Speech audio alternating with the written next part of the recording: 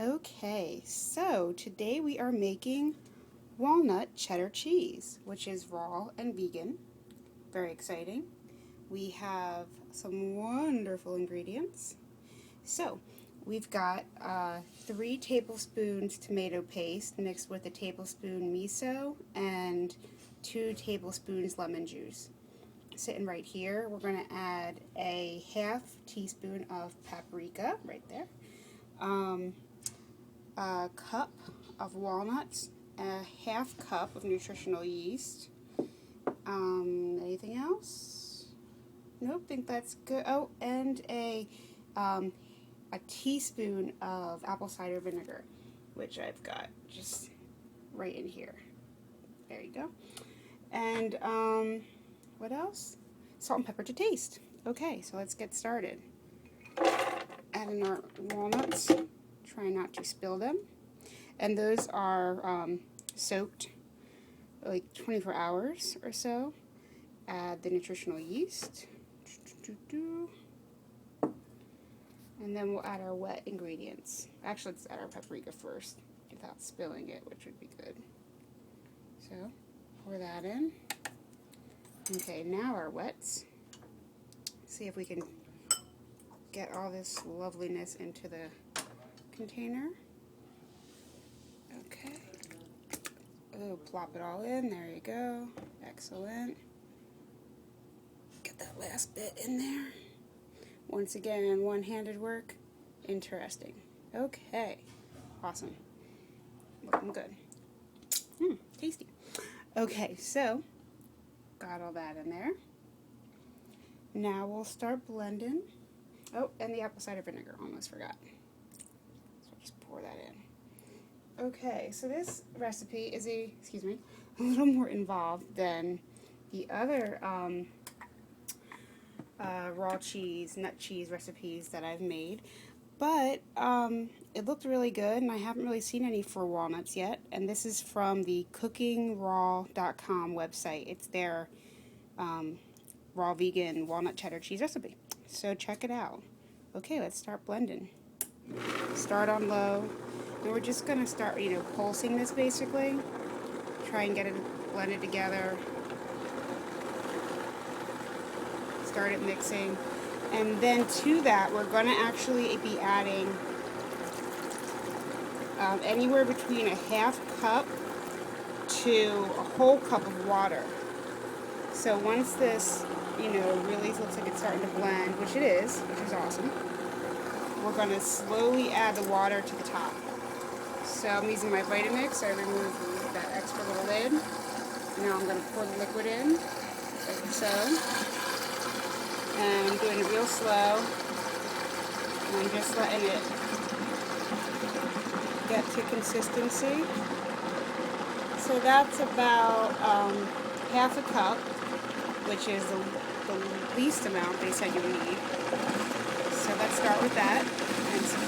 And excuse me, didn't mean to do that. Okay, so let's start with that and put the speed up. Blend in.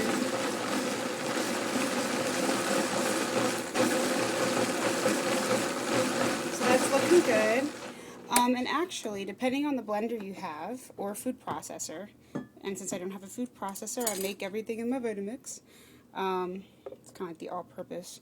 What you want to do is you want to just wipe the stuff from around the sides.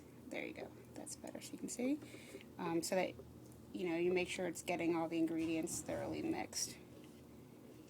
So, and you can do this, once, to a couple times depending. And it's also a good way to start checking your consistency. So let's just give that a good stir. So it's starting to look pretty creamy. It's still a little chunky. Okay, matter of fact, I think I'll taste it. That is good though. Very interesting. Wow, it's actually kind of really cheddary.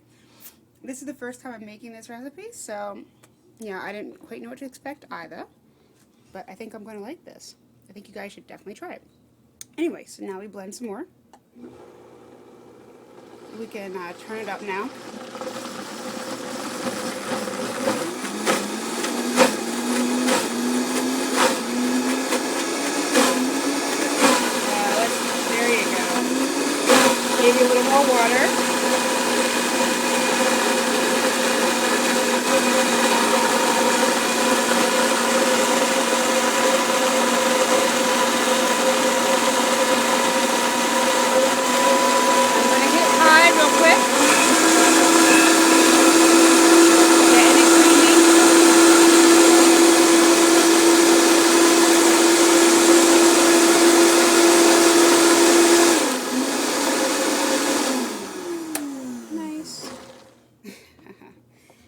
I'd say that looks pretty done.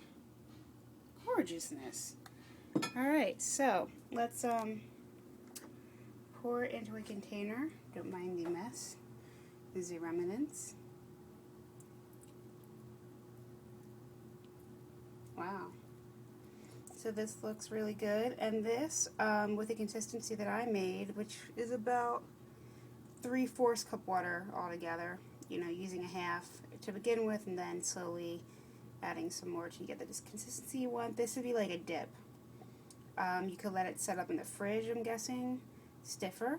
You could use this in some mac and cheese, or, I don't know, you know, like a dip for crackers or veggies. All kinds of fun uses, I am sure. That looks awesome. So I'll get the rest of that later. I won't bother you with all the details, but wow, that tastes really good. So that's the base, just with the ingredients that we used. Okay, looking good, looking very good, nice and creamy, awesome consistency. See, gorgeous. I know that's kind of gross, but since it's for me, I can do that. Anyway, so enjoy your wonderful walnut cheddar cheese, which tastes amazing. Salt and pepper to taste, and you're good to go. Bye. Cheese.